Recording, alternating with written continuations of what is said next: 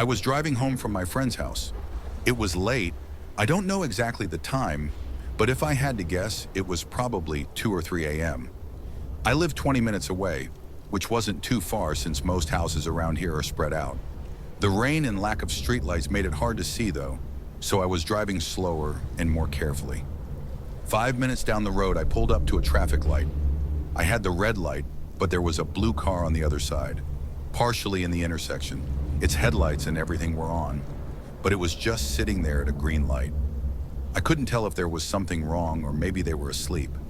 But when the lights changed, I drove forward, slowly maneuvering around them. I tried to discreetly look in their car as I passed, but the rain on my window blocked most of my view. Only a moment after passing them and driving down the road again, the blue car turned and started following me, so it wasn't broken down after all. I kept my eye on the mirrors. I wouldn't consider myself a paranoid person, but the situation felt staged.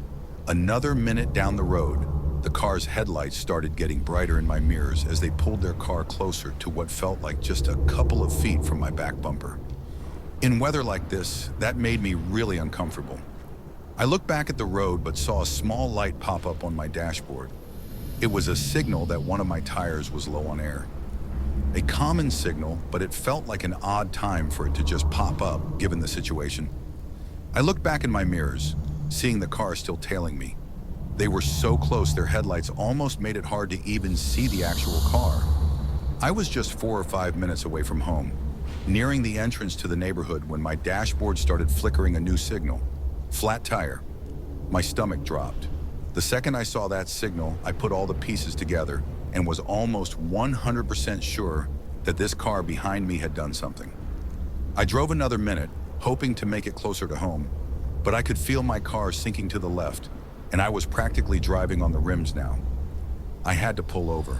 The car behind me did the same. I should have called someone as soon as I parked, but I was so concerned and focused on what the person behind me was doing that it didn't even cross my mind. Though even if I did call someone, it probably wouldn't have prevented what happened next. Once parked, 3 doors opened from the car, and 3 men came out. I only had a few seconds to prepare and react, but I was helpless and defenseless. They ran up to my car, 2 on my side and 1 on the other. One of the men came right up to my window, yelling at me to open the door and pointing a gun at me. It happened so fast, I was just in some dazed state. I started to reach for the door, but the man by the back door smashed something against the window, shattering it, then reached his hand in and opened the back door. They were all still yelling, both at me and at each other. The man in the back reached across, opening the other back door, then reached in front of me to open my door. I was still just sitting there, holding my hands up now to show I wasn't a threat. I knew there was no way out of this, even if I did have a weapon. Once my door was opened, the man with the gun pulled me out of the car and slammed me on the ground. The oddest thing is, while I was on the ground looking out into the rainy pavement, all I was thinking about was how cold and wet the pavement was. Not about how I had a gun being pushed into the back of my head, or that I was being robbed and beaten. I think it was my head trying to distance myself from the traumatizing situation I was in. I wasn't on the ground for long before the men by the car called out, and the guy holding me down hit me in the back of the head, causing me to ricochet off the pavement. I wasn't even sure if he hit me with the gun or just his fist because I was already numb. I'm surprised it didn't knock me out though. I heard their car doors close and then driving away. I rolled over, still in a daze, and tried to pick myself up. They'd taken my phone, so I was forced to drive my car home and call the police when I got there, which ended up denting and damaging my rims anyway. The investigation went nowhere, determining only that the suspects had purposefully placed small tire spikes in the road at the intersection I crossed them at.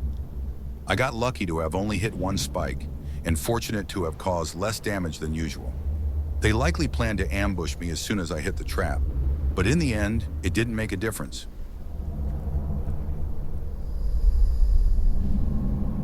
I'm 24, and I lived alone with my dog Bear in a cozy townhome up until 3 months ago. I moved in when I turned 22, having a decent enough job. I loved the home, being the first place I'd ever rented for myself, but 2 years of happy living were ruined by this one night.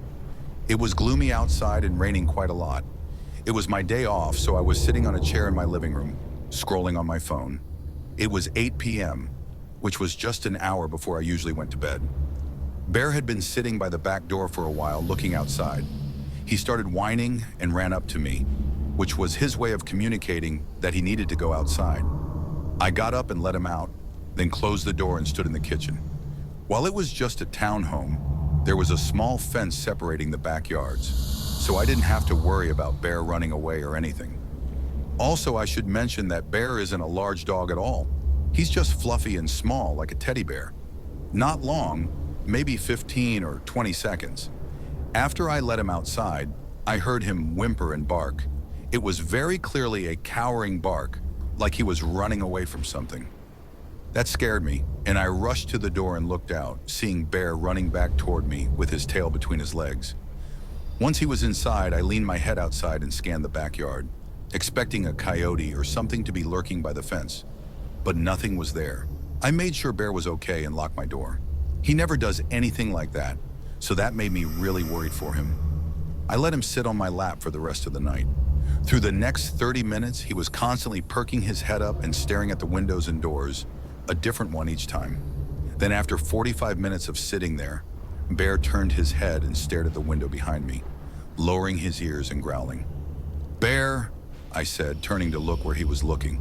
And right in the window, just a couple of feet from us, was a man staring back at me. He was almost right up against the glass. I jumped up and screamed, stepping backward. The man sprinted away down the side of the house. Bear started barking again from the sudden chaos. I closed the blinds and checked all of the others, making sure they were closed as well. From the quick glimpse I got, I didn't recognize the man. I didn't know who he was or what he was doing here or why he was staring at me.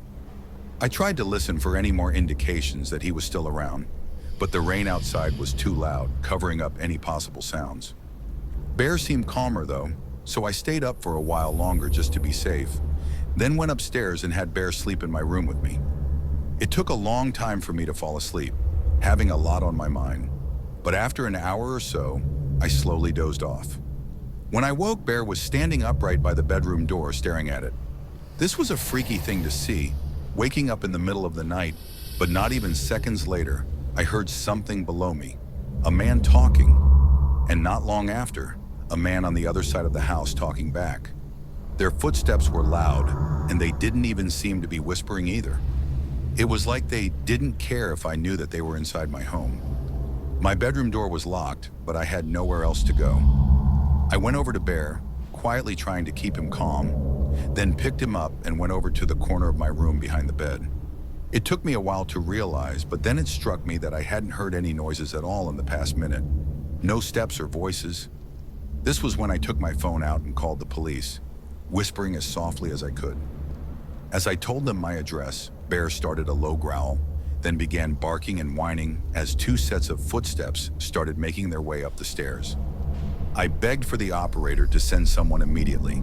The two men started talking to each other again, but it was hard to make out their words. "Hey, we just want to talk. We're not here to hurt you." I screamed, saying I called the cops and for them to leave. I was panicking, not knowing what else to do. There was a pause afterward. "We're here to help you," one of the men said. I didn't respond as I was busy trying to muffle my crying. "Open the door." It got quiet again. I could only hear them breathing behind the door for what felt like a whole minute before one of them walked back down the stairs. I couldn't tell where they went downstairs or if they'd left or not, but I was sure that it was just one set of footsteps that left the bedroom door. It was so quiet though, and I couldn't hear any breathing. In the far distance, the soft sound of sirens started to get louder. A sense of safety was finally coming back. Once the sirens got closer, I heard footsteps running out of the house downstairs. But now I was unsure of where the other man was. It seemed really unlikely for him to be by my door still, but I could swear I'd never heard him leave. I waited for the police to pull up and make their way inside. I heard them searching downstairs, then slowly make their way upstairs and knock on my door. I almost didn't want to answer, still thinking that other man had to be somewhere nearby. When I opened the door though, it was just an officer. I immediately told him about my concerns. He directed me out of the house as one of his partners continued searching, but nobody was found. The only thing they were able to find was watery footprints all around the house, as well as an unlocked window, which, to be honest, I wasn't sure if I kept locked or not. It terrified me though, feeling so confident that the other man was still there, never hearing him leave. But then there being no trace of him. It made it impossible to sleep at night, having this feeling of someone still in the house watching me. I moved out 3 months ago. It was too much stress on my mind, having a loose end like that, especially since neither of them were ever identified or arrested. There was no clear intention the men had either, which is just another question added to the list of uncertainty. Even now, living miles away in a new apartment, I still sometimes feel like I'm not alone. I work at a convenience store at the corner of a small shopping strip. It's basically a smaller local version of a 7-Eleven. I worked morning shifts for a while, which started at 3 a.m. and ended at 1 p.m. I agreed to these shifts because they were always the slowest and required the least amount of work. All the parts of my job included tending to customers, filling the shelves, and taking out the trash, which pretty much meant I had nothing to do. It was the middle of winter at the time this happened, but I live in a warmer state, so it usually rains instead of snows. It was a light pour outside, but it was enough to keep most people away. On early mornings like these, I like to lean against the front of the building outside and smoke to pass the time. I wasn't supposed to, but there wasn't anyone to stop me. Along the shopping strip were maybe 8 or 9 other stores connected to ours. All of them were stores with normal hours, so none of them were ever open until around 6 or 7 in the morning. So when I saw a car pull into the parking lot while I was smoking outside, I of course assumed they were coming to the convenience store. I burned out my cigarette and tossed it in the trash, then headed back inside and around the corner. There really was nothing to do, so I was just waiting for the customer to come in and leave so I could get back to being bored alone.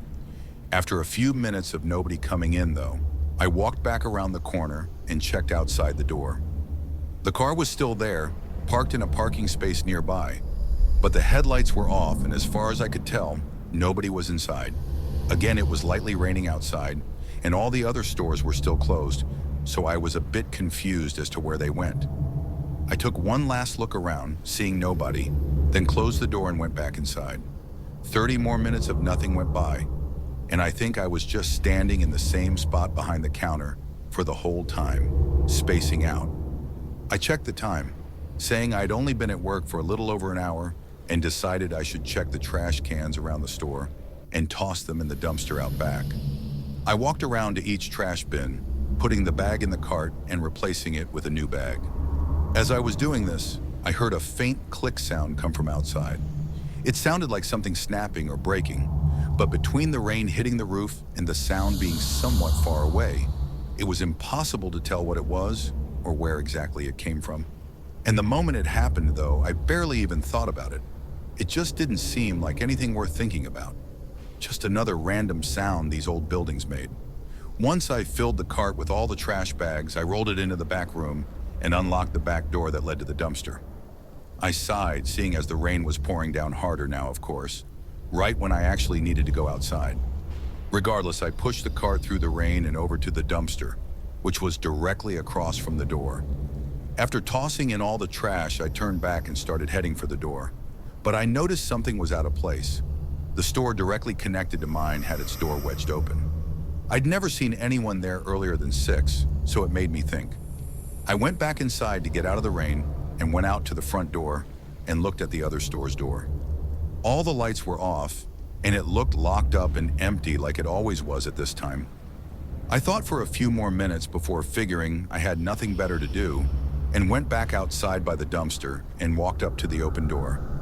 Again, all the lights were off, but it seemed to lead into a small closet-type room, which then had another door, probably leading to the main storeroom.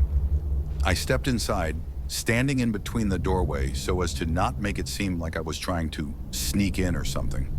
Standing inside now, I could hear someone moving around in the other room, walking, opening drawers. It sounded like they were making a mess, which then got me thinking even more. "Hey, is everything okay in there?" I called out, hoping to get a reassuring response from a neighboring store worker. The noises stopped.